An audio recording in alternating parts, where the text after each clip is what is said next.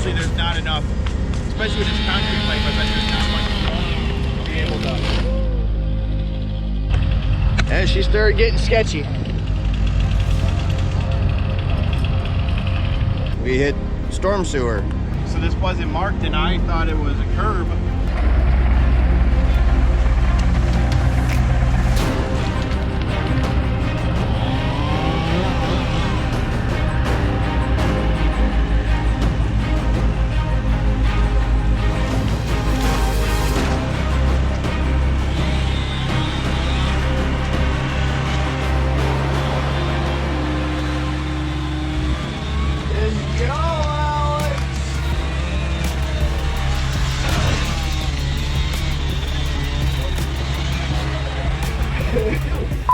Shattered the door.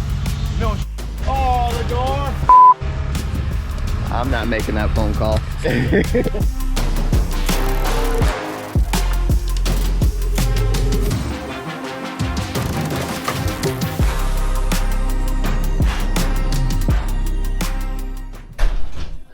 Alright guys, welcome to the show. My name's Stan Genetic. I'm the Dirt Monkey, and every job seems to hold an adventure of some way, shape, or form, and today is no exception to the rule. We're back at the school, and we have a couple close calls. One of them we captured directly on camera, and the other one, well, the cameras were off, and we run into some things that we weren't expecting. But without wasting any more time, and let's not get ahead of the story, let's turn this over to Zach out on the job site and see what what today's adventure brings.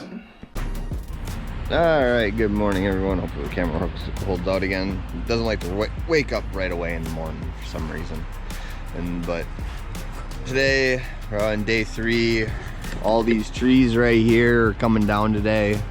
The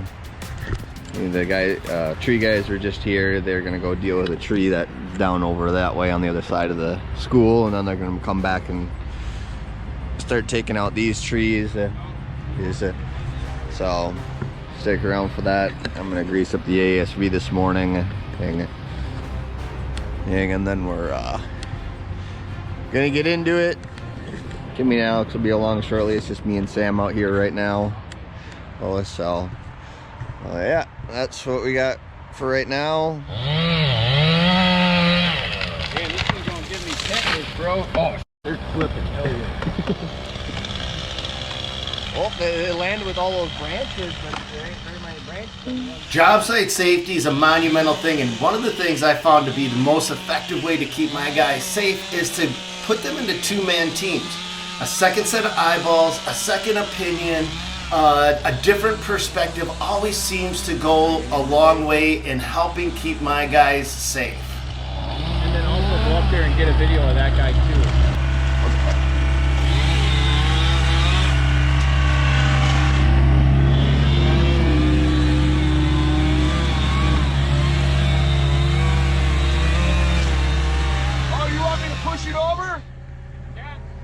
Okay, I'll see if I can reach it. I just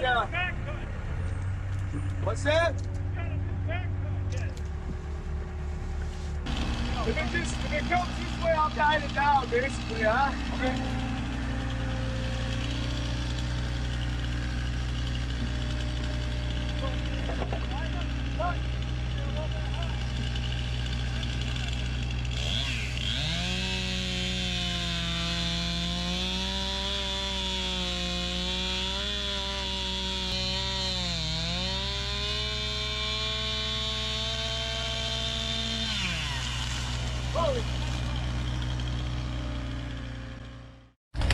Alright, so we got the tree guys here for Jerry. There you go. Miguel and JJ. Getting your trees down. Getting our site all cleaned up for us. Just trying to get these trees out of the way. And you're an avid subscriber of us, and you work with Bert too. Yep.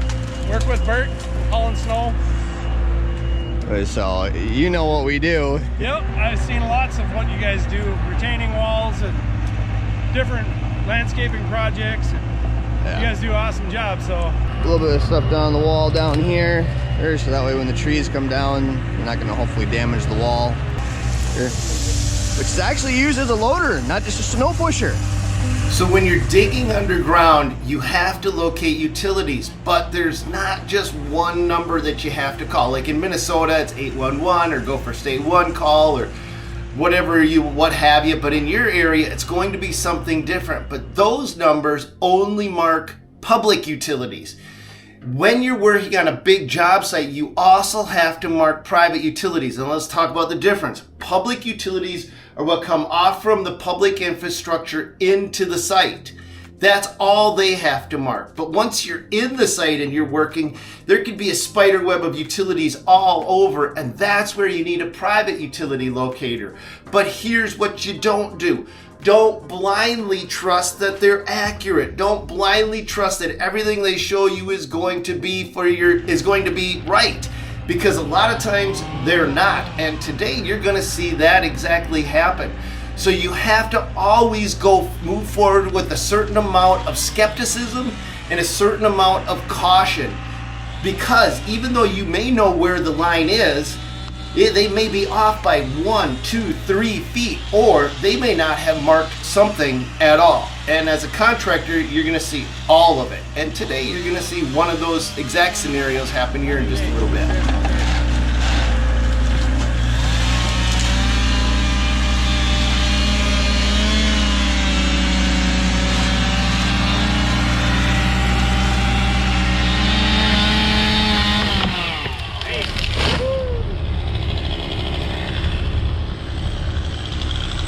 Dust in the parking lot.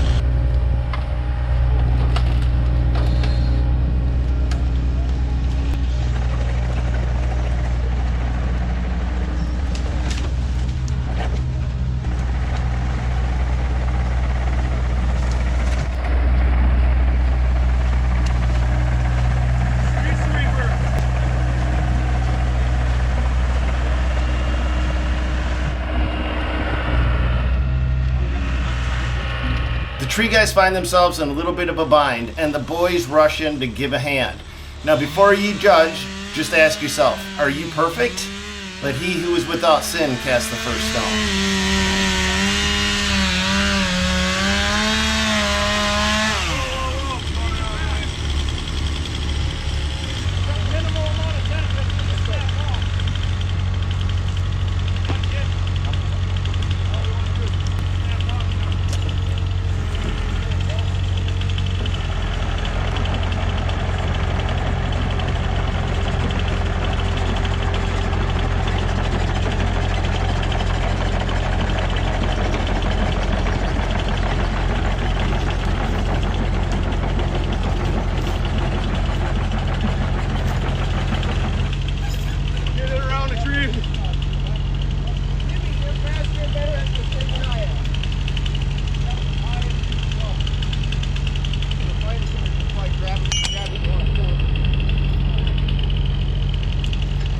Let's grab it with let's back the loader up right here.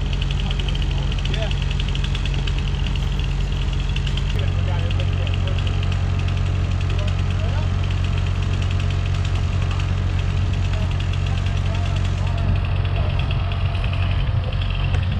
And she started getting sketchy. Got the loader hooked to it with a chain, pull it.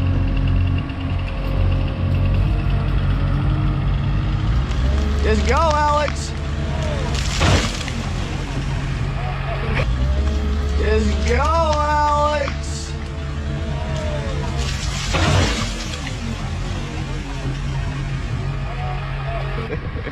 Wow. At least you know the loader can take a blast. Oh, we blow out the door? Yeah, should have shut that before. Didn't think anything of it. It's always the last tree. Damn it, that's probably an expensive door there. Oh, yeah. Did it hurt anything? Yeah, it shattered the door. No. Yeah, the side door. Didn't even think to close it. Oh, the door. We lost the door, but the tree guys are safe, and my team is safe, and nobody was hurt. That's all that matters.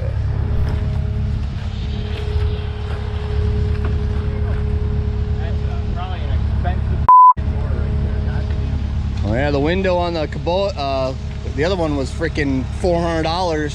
That's not bad. If it's $400, that's no big deal.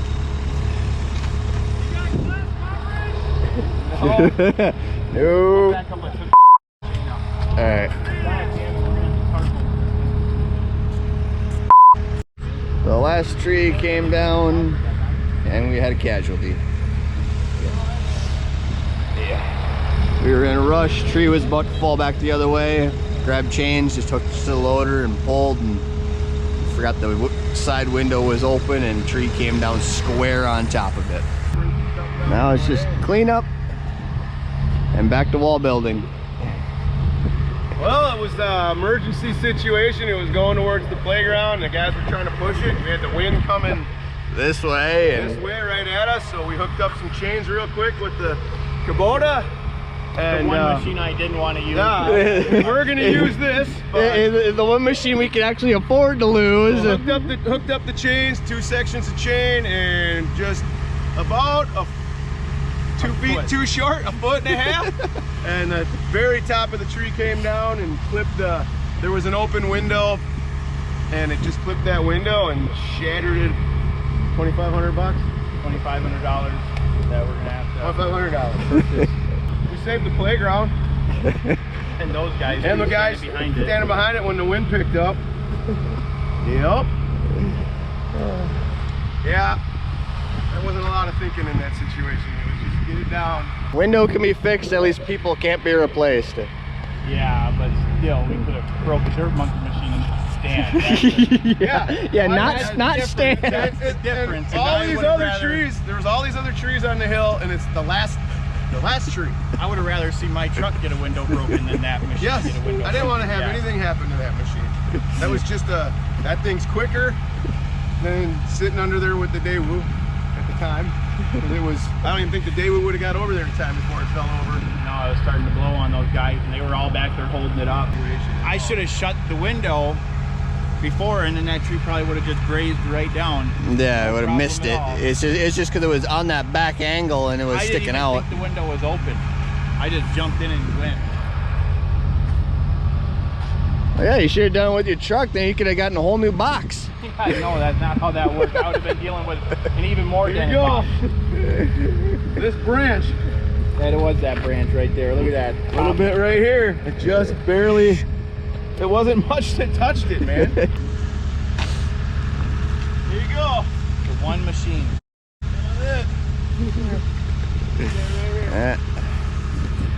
I'm not making that phone call.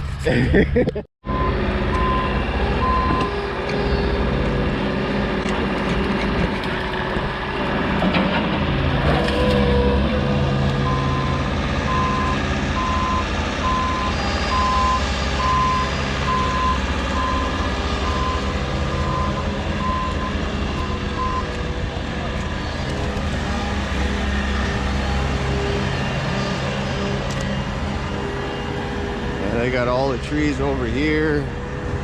So I got a pile of stuff right here. I got an awesome team. I'm just gonna tell you right now, I have an awesome team. What the guys are talking about is, that's my personal Kubota. I reserve it for snow plowing. I'm trying to keep it in as good a shape as possible so I can get the most years out of it for snow plowing as possible. And I don't usually let it go out on job sites like this. That's why they feel so bad. But the fact that they feel so bad tells me they care. That's all I want out of a team. I just want guys that care. Care about the equipment, care about each other, care about their work, care about how the job site goes. You can't buy that. You can't buy that. You gotta find it. You gotta foster it. You gotta grow it in your team. I got a great team.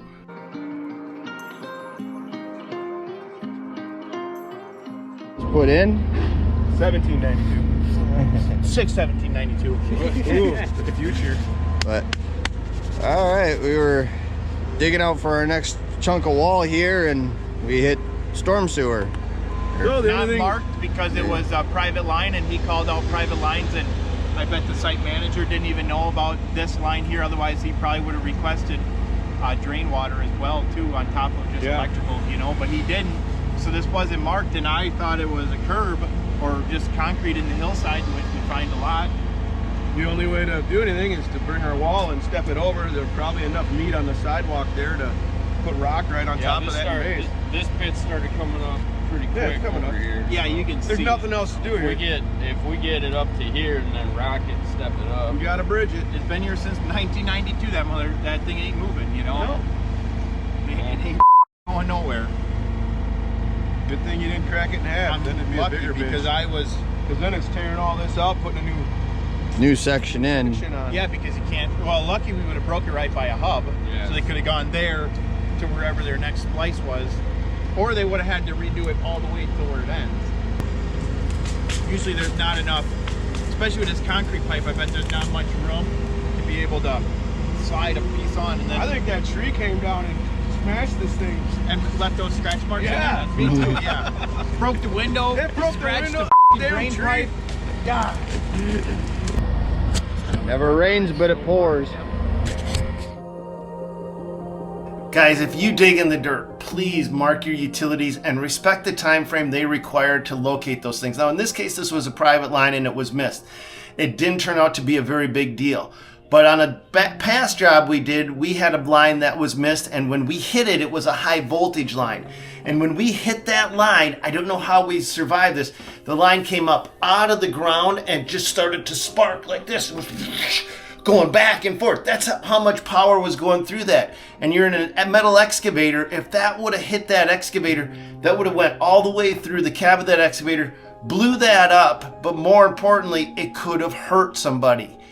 Just be safe and mark your utilities and give them the time they require, and then always move ahead with a certain amount of skepticism and caution. Please and thank you.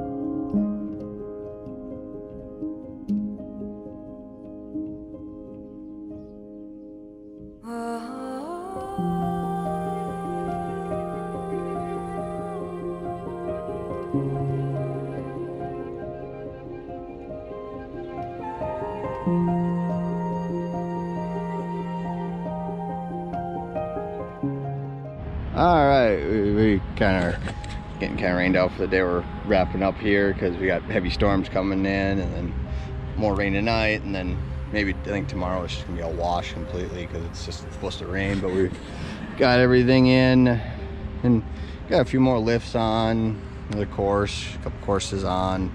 Got it all filled up, packed up on the backside here. We're just kind of cleaning up everything, getting everything wrapped up for the night. We'll come back to this project, but in the meantime, guys, God bless and go get them.